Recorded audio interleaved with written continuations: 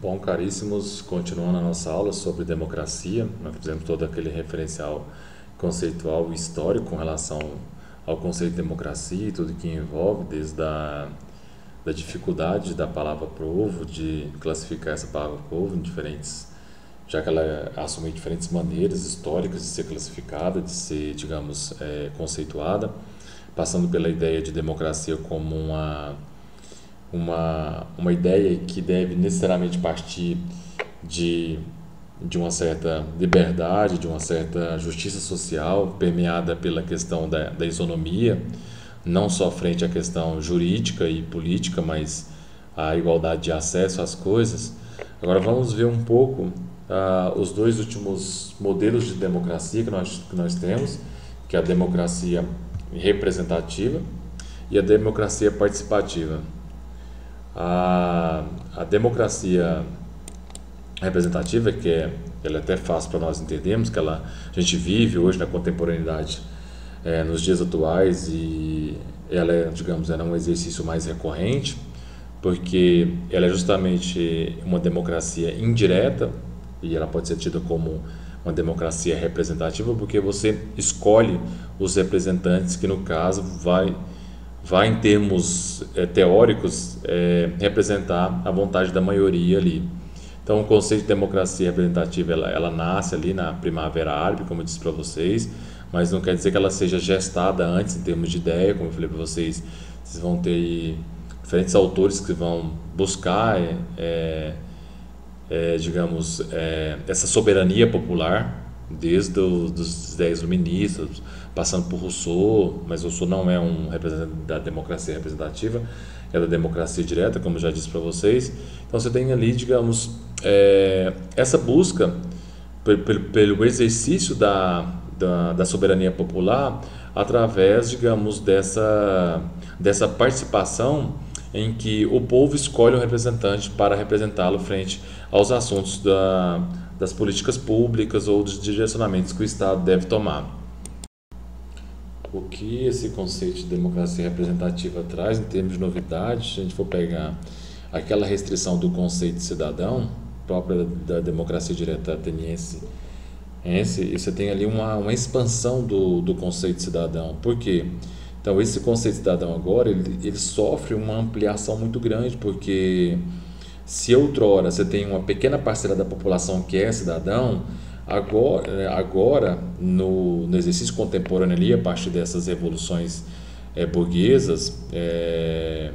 com o primado da razão e da ideia dos iluministas, você tem ali uma abrangência muito grande do que é ser povo. Mas, por outro lado, você tem que o exercício desse povo, apesar de ter crescido em termos de participação efetiva, você tem ali,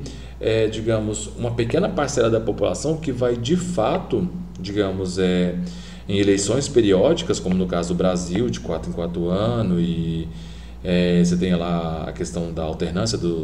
de 2 em 2 de cargos de vereadores e prefeitos, depois de presidentes e senado e os deputados. Você tem ali os representantes sendo escolhidos para representar essa grande maioria da população que anseia, digamos, por esse tipo de política, e acredita que essa representatividade vai se efetivar. Então aí você tem aí um dos pilares básicos desse modelo, é o voto. No caso, nós temos um voto que é não mais o voto de cabresto, aquele voto que era das oligarquias, mas você tem um voto que é o sufrágio universal. É um voto que é para todos, inclusive para as mulheres, e esse movimento foi um movimento muito forte das sufragistas, sobretudo das feministas, que votaram primeiro na Nova Zelândia, depois se espalharam para o mundo. Essa ideia foi uma reivindicação das mulheres no Brasil muito grande com relação a participar da vida política do país. Então você tem aí todo esse movimento indispensável, como eu bem venho ressaltando para vocês, de que o povo lutando pelas suas conquistas. Então não é nenhuma concessão por parte dos nossos soberanos, dos nossos presidentes ou mesmo monarcas, mas você tem ali uma participação efetiva do povo em torno dos seus direitos. Então esse exercício ele começa a se efetivar mesmo, de fato, apesar de ainda ser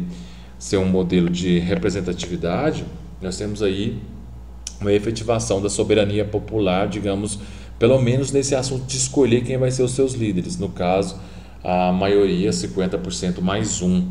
para que o político seja eleito.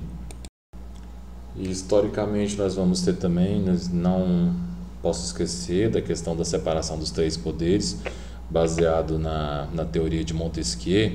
Eu não vou entrar muito nessa teoria, que a gente vai, quando estiver estudando democracia moderna, mais especificamente, a gente vai adentrar com mais afinco aí para entender o pensamento de Montesquieu e entender por que hoje em dia nós temos a separação dos três poderes como uma forma de um poder vigiar o outro no que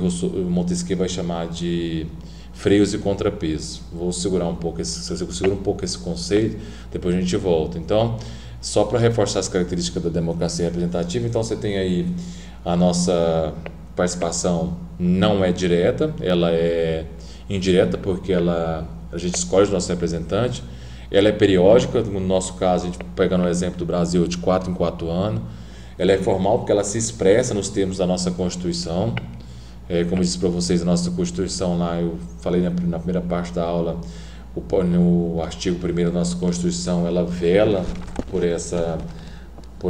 participação popular no parágrafo único. Não vou citar de novo, porque na primeira aula eu já citei, para não ficar muito repetitivo. Mas a Constituição aí, digamos, nos seus termos formais, ela garante todo esse pluripartidarismo, que no Brasil, como a nossa Constituição, a Constituição Democrática vela por isso. Então nós temos aí, em termos práticos da nossa Constituição, a Assembleia Legislativa e os deputados seria a casa do povo, digamos que é onde deveriam ou recebem os nossos anseios, e esses anseios da população são transformados em uma legislação burocrática, racional, legal, e porque eles vão ser responsáveis por, digamos, legislar em torno dessas leis aí. Depois essas leis vão passar para o Senado e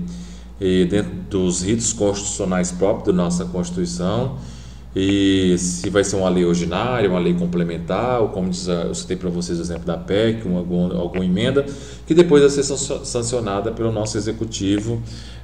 no caso, o nosso presidente. Então você tem aí, digamos, as participações populares em torno disso, mas de forma a ser representado por essa classe de políticos que nós temos aí,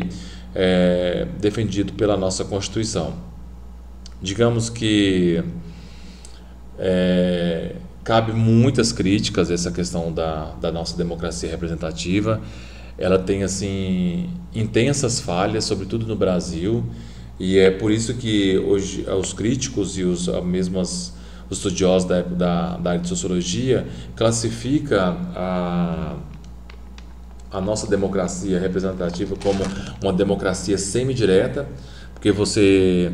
teve muitas falhas históricas com relação a esse modelo representativo aí, ou seja, você tem a grande classe dos políticos que em sua maioria não representavam os anseios da sua população. Você tem aquele famoso adágio popular que fala: o político só aparece em época de eleição. Passada essa eleição ele some, depois só de 4 anos que ele volta. Isso é empiricamente muito visível na nossa realidade política desde do início da nossa trajetória republicana até hoje. Então você tem aí algumas tentativas digamos, de sanar essa deficiência, essa distância entre os representantes e os representados, com políticas que efetivem de fato os anseios que a população necessita em termos de políticas públicas, desde educação, saneamento básico, saúde e segurança pública. Você tem, assim, devido ao déficit muito grande, a distância, o abismo muito grande que há entre os anseios da população e aquilo que, de certa forma, é acolhido, é votado e, digamos, é executado pelo executivo. Você tem uma distância muito grande, então a necessidade de uma maior participação da população brasileira. É por isso que a nossa democracia vai sofrer algumas algumas, algumas reformas na nossa Constituição, de forma que vai haver uma maior participação da população em relação a isso. Só para reforçar, antes que eu me esqueça, essa democracia semidireta também adotada no Brasil, ela é uma fusão dos dois modelos anteriores, da democracia direta e da democracia representativa. Ou seja, é tentando tirar essa distância, né, que há entre o povo e a representatividade, minimizar isso, pelo menos, já que você tem aí historicamente essa distância é muito grande, sobretudo das políticas públicas, que não vêm ao encontro dos anseios da maioria da população. São sempre políticas muito baseadas no histórico, em que o político versa muito mais sobre seus interesses públicos. Haja vista aí a quantidade de corrupção que nós temos por parte dos nossos políticos e os casos históricos de corrupção que nós tivemos, sem citar nomes, vocês sabem muito bem. Então você tem aí algumas táticas que foram criadas para diminuir isso. Dentre elas, uma que eu gostaria de ressaltar é a questão do plebiscito, que plebiscito, seu sentido etimológico, vem do latim, que significa no decreto da plebe, né, da plebe, em que é uma consulta popular, em que se faz em relação à população para ver se aprova ou não a lei. O que o plebiscito traz é que é um exercício de poder que ocorre anterior à lei, ou seja, ela foi feita para, digamos, para fazer essa consulta para ver se, de caso, essa lei é colocada como uma coisa passível de aprovação, de ser colocada no seu ritmo normal, ou se ela é banida. Então, você tem um grande exemplo, que é o exemplo do plebiscito de 1993, em que foi feito esse plebiscito em relação a essa consulta à população, se nós continuarmos com a república, digamos, presidencialista, que era o que já havia, ou se nós voltássemos à monarquia, que foi nós já tivemos historicamente a monarquia no Brasil. Acabou vencendo a república e continuamos digamos, essa república presidencialista. Então continuou aí a questão da lei, que foi uma forma de consulta em relação à população brasileira aí. O interessante é que vocês guardem que essa lei, essa questão do plebiscito, ela parte de uma própria necessidade do povo, ou seja, assim, é uma questão em que é levado em conta um próprio anseio da população. Então, o bom do plebiscito é que, partindo dessa ideia de um anseio da população, se adota ou não tal lei, quer dizer, como disse para vocês, não quer dizer que a lei esteja consolidada, ela vai ser consultada para depois ser tramitada no Congresso Nacional. O importante aí é que ela parte de uma necessidade. E nesse sentido, o governante teria muito mais chance de acertar, digamos, os direcionamentos políticos que o seu governo deveria ter, porque ela parte digamos, dessa base que é os anseios de um povo, de uma população. E uma outra tática ou mecanismo com relação a sanar as deficiências da distância que a democracia representativa traz é a questão do referendo, que o referendo ele é um pouco diferente do plebiscito, porque enquanto o plebiscito, a lei ainda não foi, digamos, votada, elaborada, o referendo ele parte da manutenção da lei, ou seja, referendo vem de aprovação. Então, vai fazer uma consulta em relação à população se essa lei vai continuar existindo ou não. Então, se a população quer que essa lei exista ou não. Um dos exemplos que nós temos aí com relação a isso foi o Estatuto do Desarmamento, que foi uma consulta que foi feita à população, se a população queria que esse estatuto continuasse, se sim ou se não, e nesse caso ela continuou a proibição do uso de armas de fogo em casa, em residência, ou seja, tem que ter arma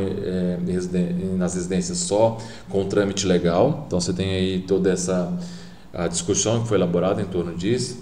Então a diferença entre referendo e plebiscito é basicamente o o que esse gráfico traz. Plebiscito é antes da lei ser elaborada e o referendo é depois, na linha sucessória, até chegar, digamos, a ser tramitada aí como uma lei que deve continuar ou deve ser extinguida. Então você tem uma diferença básica em relação ao plebiscito e ao referendo. Lembrando que mesmo nessas táticas cabe severas críticas com relação à participação popular. Você tem, como eu já citei no início da primeira parte da aula, a questão da PEC dos gastos, a PEC 241/55, 55 porque no Congresso ela é 55. Você tem essa proposta de emenda constitucional da nossa Constituição de 1988, em que ela visava estabelecer um teto de gastos públicos primários, em que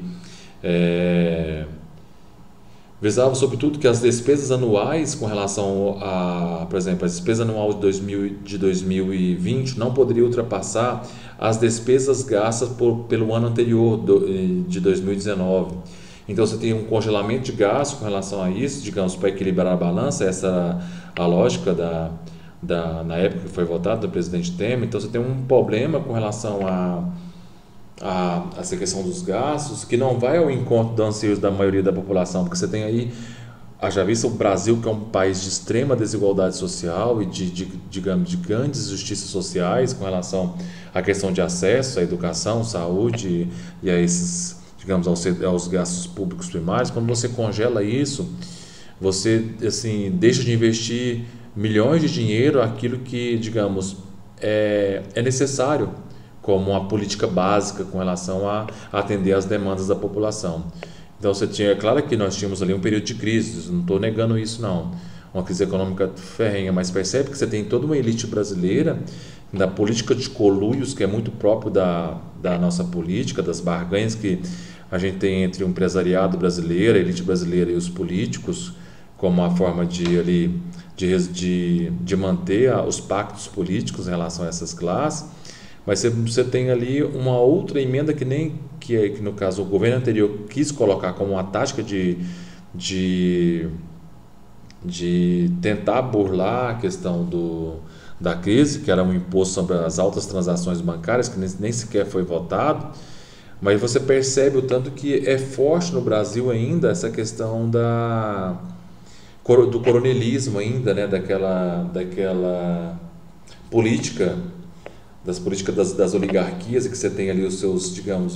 clientes, as políticas clientelistas, em que a população sempre fica com a menor fatia do que é produzido socialmente, enquanto, em nome de resguardar, digamos, os apoios políticos que a classe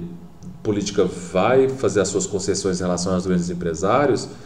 para não perder esse apoio e esse braço dos empresários, eles fazem essas concessões. Então, quando é para votar coisas interessantes e de que vai causar um grande impacto na população brasileira, a população brasileira não é consultada. O mesmo aconteceu com a flexibilização das leis trabalhistas, o mesmo aconteceu com a reforma da Previdência. Então, você tem aí, sempre na trajetória política, essa ausência, digamos, de uma soberania popular de fato, em que o povo exerce de fato a sua vontade, os seus anseios, que partem de uma necessidade da maioria. Então você tem sempre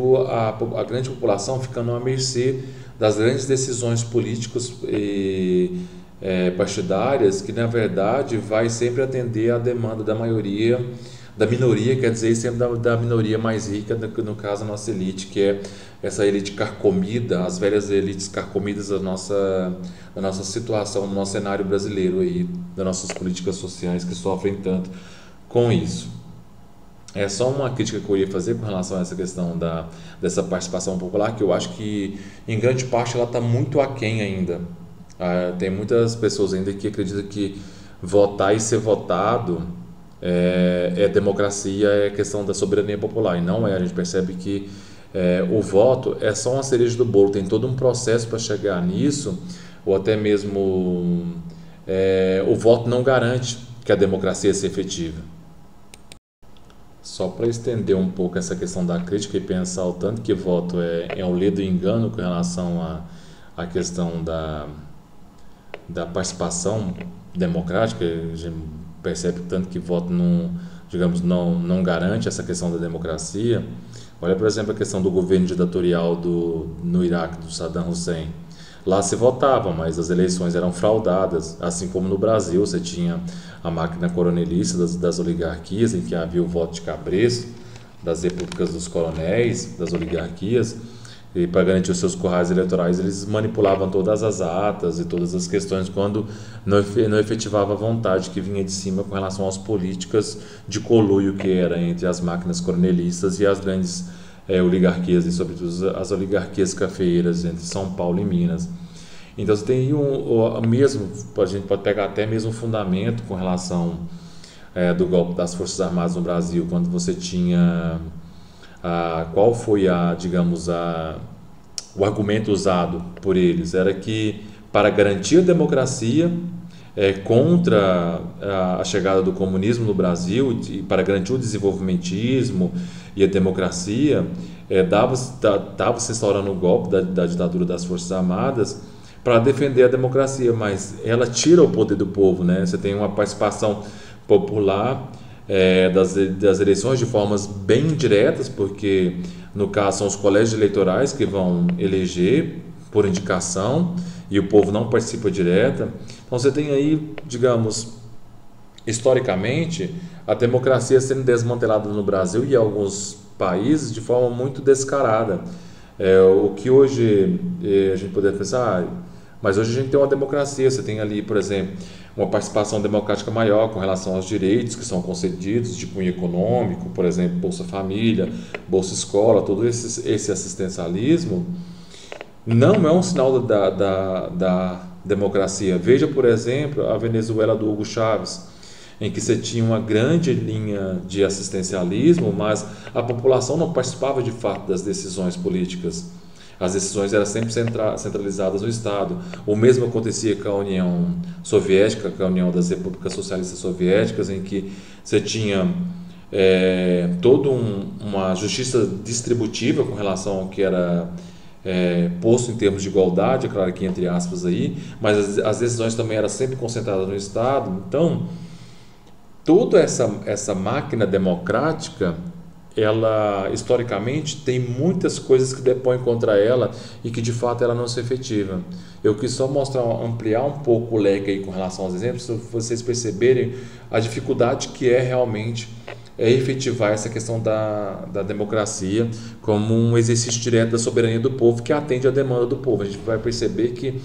em grande parte das vezes não. Você tem assim estampas de democracia, digamos, só uma fachada de democracia que no fundo vai esconder os interesses exclusos de sempre uma classe dominante, seja ela estando no Estado ou seja nessas políticas digamos, de conluios de uma classe com a outra. Sempre a elite de um país digamos, fazendo estabelecendo essas relações clientelistas com uma grande camada de políticos. E por fim, uma forma também de considerar essa democracia participativa ou semidireta, você tem aí uma terceira vertente de democracia, que é uma democracia participativa, que eu falei bastante aí no modelo do Brasil, que nós temos uma democracia semidireta. Mas a democracia participativa, que é um modelo salutar, digamos, que ela visa, digamos, sanar as deficiências aí das distâncias entre representantes e representados, já que a gente percebeu aí que na maioria dos casos da democracia que nós tivemos, em termos de modelo de representatividade, há uma distância muito grande e com o intuito de superar essa deficiência grave entre as políticas que vai ao encontro do povo e aquilo que os nossos governantes fazem em termos de políticas públicas, você tem essa maneira mediadora da democracia participativa de justamente para tentar sanar essa dificuldade aí, que, digamos assim, de passagem não é uma grande dificuldade de ser sanada, mas ela visa, sobretudo, propiciar aí uma base mais isonômica com relação a isso, ou seja, uma base mais igualitária, em que articulado em redes locais, redes municipais, bairro, até estender para um plano maior e chegando no nível federal, você tem aí uma ideia de participação mais direta do povo. Lembrando que essa pressuposição para ampliar essa participação cidadã nos assuntos de interesse da maioria, nos assuntos públicos, ela já tem uma defesa forte de Rousseau. Rousseau foi um dos primeiros na modernidade a defender essa volta um pouco da democracia direta, mas pensando numa democracia participativa, sobretudo pelo conceito de vontade geral, que eu já citei para vocês, que ele vai colocar no contrato. Quando a gente estiver estudando em filosofia vai ficar mais claro para vocês. Eu só quero fazer um adendo com relação a esse trabalho que Rousseau coloca. Então, de acordo com ele, segundo Rousseau, todos deveriam aceitar, se sujeitar a essa autoridade governamental, desde que essa vontade governamental atuasse em prol de todos. Por isso que ele cria o conceito de vontade geral, porque ninguém pode ser representado no conceito de vontade geral. O povo é que ele mesmo, na sua soberania, da vontade da maioria, inclusive no papel de ratificar as leis, é quem vai participar. E nesse sentido, quando o povo participa, até cabe ao próprio povo obedecer as leis que foi criada pela maioria, digamos, pela vontade geral de todos, que não é 50% mais um, não é isso que o Rousseau está dizendo, é uma vontade que parte da soberania geral desse povo, por isso que é a vontade geral. E qual que é o intuito disso? O que se pressupõe essa ideia da democracia participativa? É justamente uma maior participação direta nas decisões políticas, justamente para sanar aquilo que eu venho dizendo para vocês em termos de distância entre representantes e representados com relação às políticas aí feitas. Então, a ideia é que quem participa digamos, das decisões políticas em torno da demanda dos grupos sociais, dos vários grupos sociais que nós temos, com as várias características, as várias etnias, as várias minorias, ele acaba obedecendo mais, e obedecendo mais porque ele se torna mais responsável, porque as decisões partem justamente de um anseio que é geral, e não de uma pequena minoria, ou digamos de uma classe da elite, ou de uma pequena classe de políticos que vai favorecer aquilo por uma pequena classe de cidadãos que na verdade ele vai ter, digamos, uma contraproposta com relação a isso, de benefícios, os chamados benefícios políticos, das benefícios econômicos aí, das empreiteiras, etc. Então você tem aí a participação das decisões do povo, e em contramão você tem aí, digamos, nessa participação maior, um gosto maior pela política.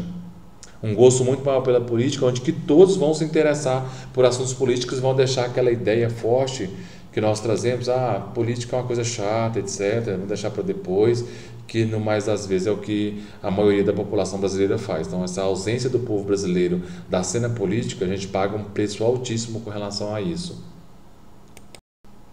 Então, o ideal seria, nesse sentido, estabelecer, desenvolver esse gosto pelos assuntos políticos que interessa a todos. Um dos exemplos que eu trouxe para vocês, que o livro de vocês traz também, é a questão do orçamento participativo. Além das assembleias comunitárias aqui, que o slogan bem mostra a vocês, você tem também um orçamento participativo, que é muito forte nessa linha diretriz de democracia participativa, em que,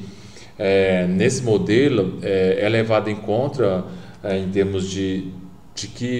quais são as demandas sociais em relação a um determinado município, a um determinado bairro, a uma determinada cidade, e você tem todo um comitê que vai gerenciar isso, digamos, esse orçamento participativo, e ver quais são os recursos que temos e em que devemos destinar esses recursos, o que é prioridade, o que não é. Aí são coletadas as participações da maioria da população. Aí é elaborada uma lei, no caso uma lei orçamentária chamada LOA, que depois é encaminhada para o Poder Legislativo votar. Então, nesse caso, você percebe aí o tanto que a participação popular ela se efetiva de fato. Então, a ideia é criar uma cultura política, digamos, de participação no cidadão, e nesse sentido aí a educação tem um papel fundamental, Até aquele programa que nós colocamos agora, que o Major trouxe para o nível, é interessante, que é a questão da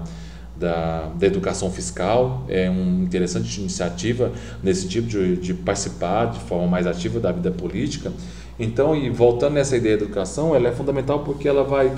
desenvolver essa democracia participativa de forma que a participação se estenda e se abranja desde as associações de bairros da cidade, passando por nível estadual até chegar no nível federal. Não quer dizer também aí que o orçamento participativo, até mesmo essa democracia participativa, lá num plano mais abrangente, dada a dificuldade de exercer mais diretamente essa participação, não quer dizer que você também não possa escolher representantes, mas desde que você sempre esteja ali fiscalizando todo o que está sendo votado, o que está sendo tramitado, o que está sendo colocado em termos de interesse para todos. É como diz o sociólogo aí, Souza Santos, com relação a essa democracia. Todos esses mecanismos em torno do orçamento participativo, portal de transparência, mecanismos para ouvir os anseios da população, fiscalizar as contas públicas, tudo isso serve para ampliar essa participação social do cidadão, para justamente configurar um novo modelo de gestão em que você sane as dificuldades próprias da democracia representativa, que eu já venho citando para vocês ao longo dessa aula, para justamente haver uma inserção maior do povo na política. E como era a hipótese de Rousseau, que eu citei para vocês, quando o povo participa direto da vida política, há todos esses mecanismos do desenvolvimento do gosto pela política, de você se sentir responsável pela política, que seria o ideal em termos de participação política com relação à classe cidadã. E isso a gente conseguiria, digamos, resolver uma camada de grandes problemas que nós temos com relação à corrupção, a políticas públicas, a questão de todas as políticas básicas que devem ser colocadas em práticas, que não são, como bem a gente sabe. Então você tem aí, digamos, um modelo para atenuar as dificuldades próprias da democracia e atenuar grandes problemas que ela traz aí, sobretudo a democracia representativa. E eu penso que essa ideia de uma democracia participativa, no seu sentido amplo, ela poderia até trazer uma ideia muito salutar, que eu acho que é própria e deveria existir no nosso país e é própria da nossa necessidade mesmo de Brasil, que seria uma democracia que reconhecesse de fato as múltiplas minorias. Porque antigamente você tinha essa ideia da democracia como um voto da maioria, né? Podemos ver aí a questão do plebiscito, do referendo, que, como disse para vocês, tem grandes defeitos e você não tem de fato uma maioria democrática que vai pensar também uma política voltada para a minoria. Mas quando se fala de uma política que reconhece as múltiplas minorias, eu estou pensando aqui numa ideia de que é necessário passar por uma justiça social de igualdade. Ou seja, o que eu quero dizer com isso? Tratar o igual como igual e os desiguais como os desiguais, na medida em que as suas desigualdades sejam aí, digamos, levadas em conta por todo um processo democrático em que quem sai ganhando nisso tudo é a grande maioria da população, porque você tem um reconhecimento das múltiplas minorias, desde da participação dos homossexuais, dos negros, dos índios, passando pelo sem-teto, pelo sem-terra, a população mais carente, todos participar de forma digna desse processo, de forma a apaziguar ou sanar as distâncias sociais, pensando na dignidade humana, na justiça social e na isonomia de direitos, igualdade de direitos e de acesso. Não só uma igualdade jurídico-política, mas uma igualdade de acesso às coisas. Penso aí que a gente daria um grande avanço nesse conceito de democracia e conseguiríamos, digamos, efetivar a democracia em grande parte. Eu acho que por hoje, por essa aula é só. Muito obrigado pela paciência de vocês. Na próxima aula a gente continua com com a próxima temática que vai ser a democracia em termos históricos, voltando ali mais para a questão conceitual, pensando na democracia como ela nasce na modernidade. Beleza? Muito obrigado. Até a próxima aula.